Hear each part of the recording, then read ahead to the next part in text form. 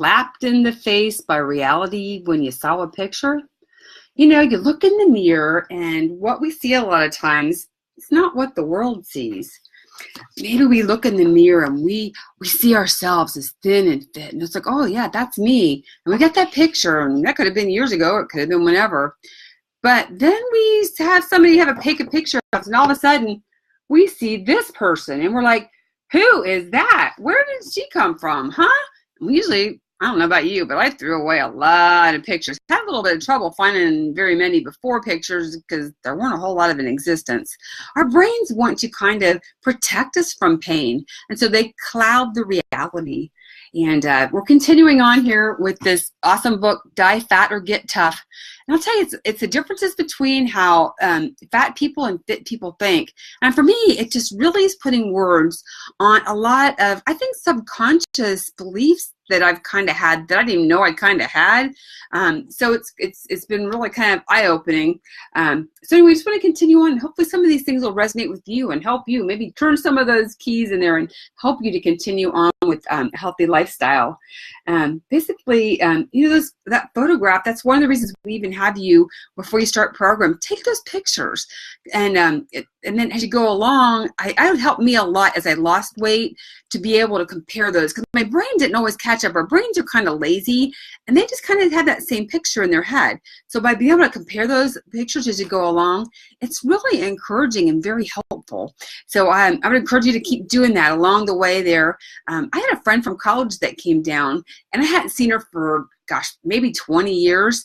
And when I saw her, I saw the same friend that I had known in college. She was one of my college roommates.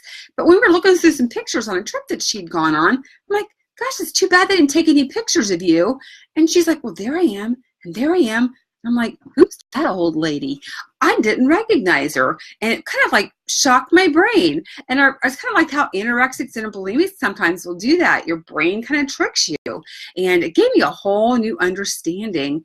And so that's why the reality in the pictures can be really helpful. And really, it talks about in chapter 11 of this book that fat people are delusional about being fat, but fit people operate from objective reality. You know, one thing they suggest is someday grab something that weighs 5 pounds and carry it around all day. Just sometimes you go, oh, I've only lost 5 pounds. But it's amazing the strain that that can have on your body. So it's like a good little exercise to remind you of the changes. Fat robs us of energy, vitality, and enthusiasm. It can even kill us. There's nothing good about it.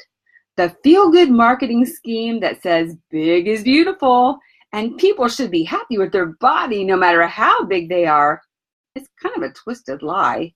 Fat sucks the life out of people. End of story. The choice is simple. Die fat or get tough. And he's talking about if you have a middle-class thinking or if you have world-class thinking. And he says middle-class thinking, they'll use terms like, oh, I'm overweight, or heavy, or big boned, and pleasingly plump. You ever heard any of those or other things? Fluffy. And you describe themselves and other people. And this delusion, it makes you feel comfortable and with their failure to control their body. It makes them feel comfortable with their failure to control their body.